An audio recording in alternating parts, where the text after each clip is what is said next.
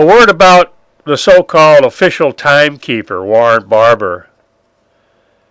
Barbour was a member of the Boston Back Bay family of Barbours and inherited from his father the linen thread manufacturing company, the income from which allowed him to play the part of a millionaire playboy without an education, he having abandoned Princeton after one semester.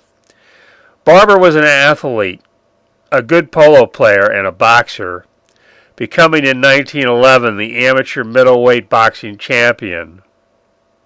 He was part of Theodore Roosevelt's social circle and was lauded publicly by Roosevelt as a potential white hope to defeat Jack Johnson. Barbour was connected with A.J. Biddle, a millionaire from Philadelphia, in establishing, in early 1919, an entity known as the Army-Navy Civilian Boxing Board. Biddle tried to get a law passed in the New York legislature which would recognize the board as the official body to sanction professional boxing matches. Though the law did not pass, Tex Rickard, presumably for political purposes, offered Biddle's board the opportunity to provide the officials that would manage the Willard Dempsey fight. Biddle picked a Philadelphia newspaper reporter named Rocap to act in the role of referee, but the Toledo Boxing Commission, an ad hoc group of Toledoans who were promoting the fight, insisted that a local man, Ollie Pickard, have that role. At the same time, Rocap refused Biddle's offers on the ground he planned on reporting the fight for the Atlantic Constitution. The consequence was that while Pickard was appointed referee, the boxing board, through Biddle, appointed Barbour as timekeeper, and Barbour was accepted by Rickard for the fight. Now, given his objective experience as a boxer in the ring, it is hardly possible for a jury to believe that Barbour did not have a practical understanding of exactly how a boxing bell functions and how it sounds. Frank C. Hall, the producer of the Willard Dempsey fight film, intercut an image of a bell demonstrating how the bell in use during the fight is supposed to have operated. When he obtained this image, the record does not say. Logically, you would expect that at the time of the fight, the establishing shot was made for later use in the editing of the film. Of course, this establishing shot could have been made at any time, at any place, and inserted into the film.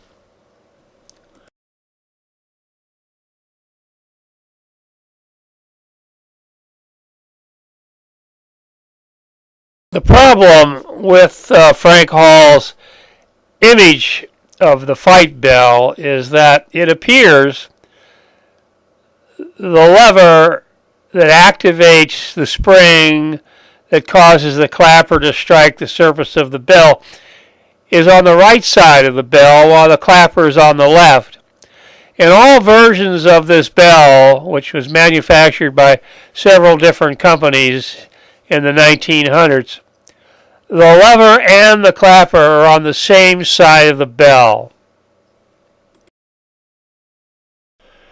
Presumably, the promoter of this film had a purpose in selecting an image of a boxing bell that did not conform to the manufacturing reality. Presumably, this was to fool the viewer.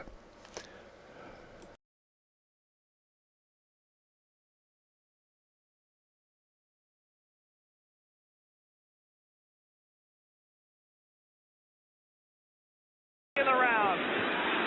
Great first round before these fights. And here we go. Just when the referee is leaning in, looking like he favors the stopper. Reminiscent of round 10 of Holyfield Bow 1. The first half of the round belonged to Morales. The last minute of the...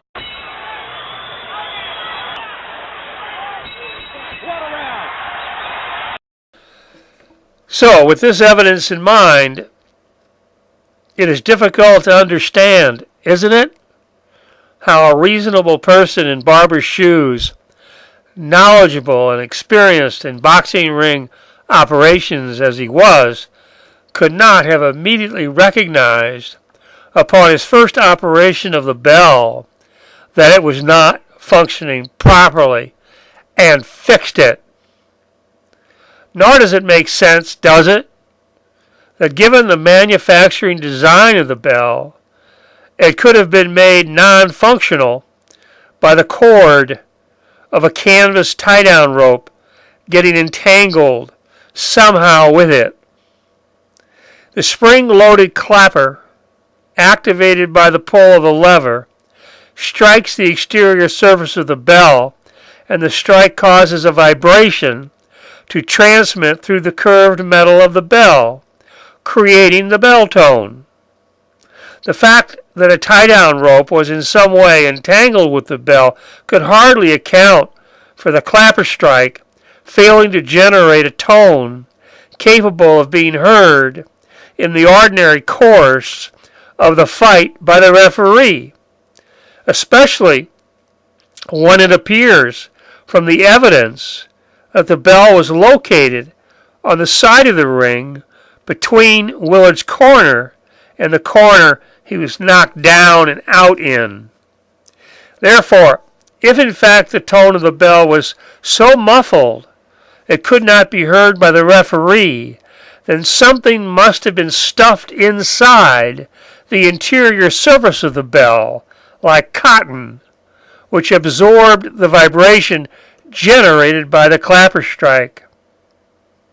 The only other logical possibility, given the image of the bell mechanism the fight film provides the viewer, is that the bell activation mechanism was not properly assembled, so that though the lever caused the clapper to move, the clapper did not strike the surface of the bell with sufficient force to generate the vibration necessary to create the bell tone.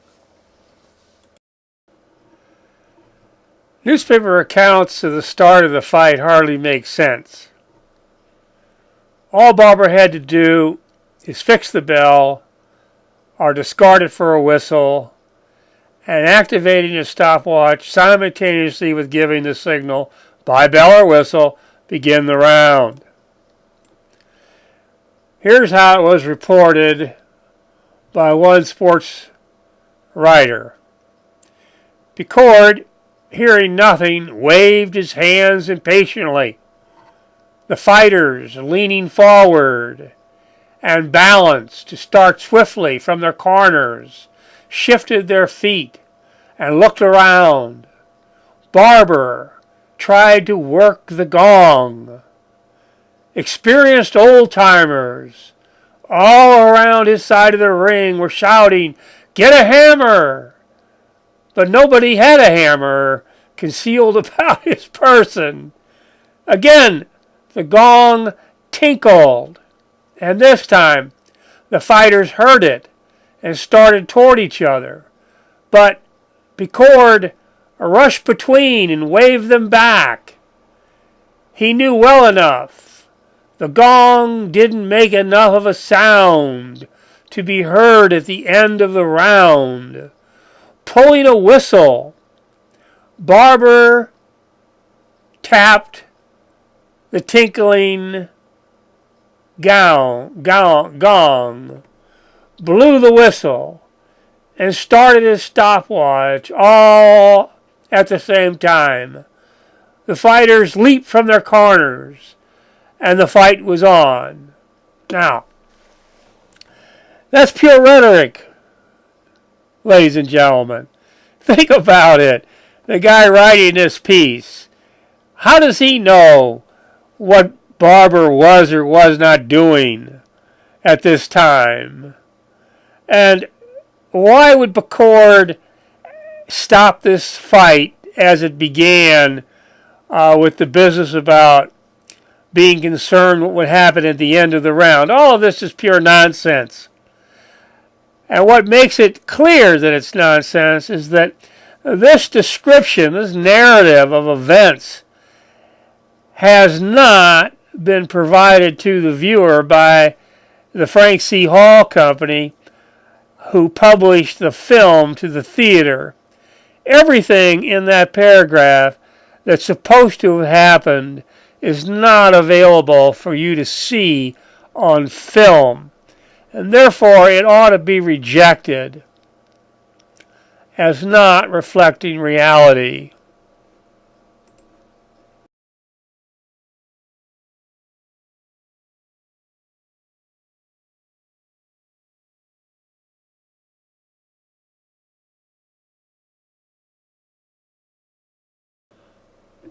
Here's a typical convoluted narrative presented by a sports writer who wants his readers to believe that he's giving you a quote out of the mouth of Dempsey at or near the time of the event recorded. This is Dempsey supposed to be speaking. I believe the fight was over when referee Bacord was counting. Now, ordinarily, a fighter could only believe such a thing if he heard and watched the referee count and with his arm beat out 10 strokes. The next sentence, but at the call of 7, there was confusion at the timer's table, and then the whistle sounded. And then the next sentence, I thought I was champion. Absolutely ridiculous. Not rational. Makes no sense. Here's Bob Ingram's take. Ingram being at the time an important sports writer. Willard went down again and again and again. Each time he touched the floor and rose more slowly and heavily. The first knockdown was in Dempsey's corner. If the spots where Willard fell were cut from the ring, canvas, there'd be little left. At the end of the round, he was down in another corner, and the count had reached 7 again when timekeeper Barbour blew the whistle and tinkled the gong desperately. And everyone near Barbour shouted to Bacord that the time was up. Bacord waved Dempsey to his corner and stopped counting. Now, in the other videos available to you that I provided of the actual fight film that go over the details shown by the film during the period of time in which Ingram is providing this narrative, you can easily see that what Ingram has written is nonsense. It does not conform to reality.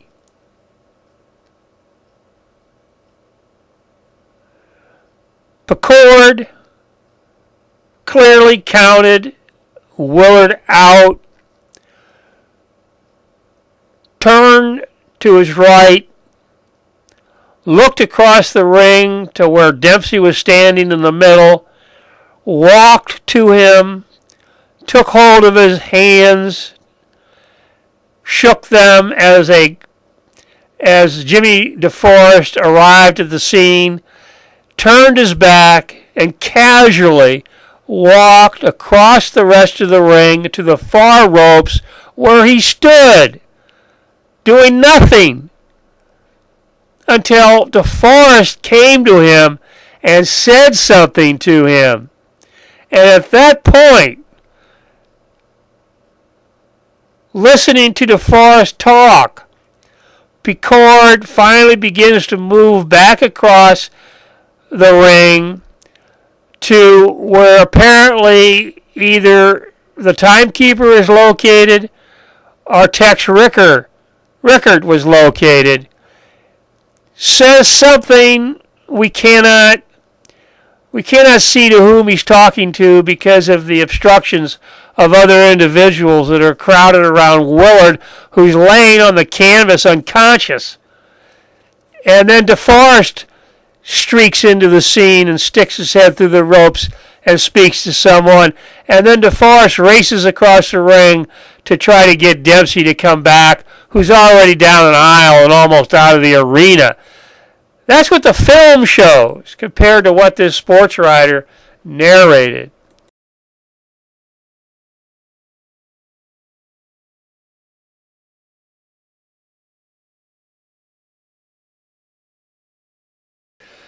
Here's a sports writer who wants us to believe he had a conversation with Barbour a day or two after the fight, and Barbour told him this, quote, "In our story of the fight yesterday, we put some blame on Warren Barbour, the timekeeper, for the mix-up at the end of the first round, which led Dempsey leaving the ring with the impression that he had knocked Willard out. Barbour told the writer today that he had rung the bell, ending the round when Picard had counted 7 over Willard, but that the bell was so small that nobody in the ring could hear it." Unquote. Now, think about that, ladies and gentlemen. You're in a heavyweight championship fight. Incidentally, there have been preliminary fights in the hours immediately before Dempsey and Willard got in the ring. All right, so we've used this bell. We've spent $100,000 to construct an 80,000-seat arena, in the middle of which we've constructed a platform for a ring, to the side of which we've attached a boxing bell to be used in a heavyweight championship fight that is going to be filmed. And this sports writer wants us to believe that he's being told by Barbour that the bell that was selected is, quote, too small, unquote. In this version, you see, there's nothing about a malfunction of the bell. It's simply the size of the bell. And then the quote goes on, quote, "Then Barbour had to use a whistle and put the bell into the discard. This exonerates Barbour of any blame for the incident, which for a World's Heavyweight Championship battle was rather Bush League." Unquote. It is hard to believe that Warren Barbour played any actual role as timekeeper during the beginning and conclusion of the first round. The nature of the bell's design, the proximity of the bell to the actual position that the referee was standing in as he was counting Willard out, the other factors that have been discussed simply make it very difficult for reasonable people to accept the idea that Barbour was actually in charge of this situation. He may well have been present and ringside, but the evidence seems to point to the idea that someone else was actually handling the mechanics of the bell ringing and the timing. Otherwise, we wouldn't see on film what we see. And that is a referee counting out Willard, who's sitting in a corner, barely conscious, and that referee is oblivious to any sound, whether it's shouts, whether it's tinkling of bells or blowing of whistles that the round is ended before his count. Now, the referee under the rules is the sole arbiter of who's won a fight that occurs as he's counting a fighter out. Picard, the time that it takes Picard to walk across the ring to Dempsey and then walk from Dempsey to the far ropes solidifies the conclusion that that referee had no reasonable basis based on sound of any kind that that round had ended before he had counted Willard out.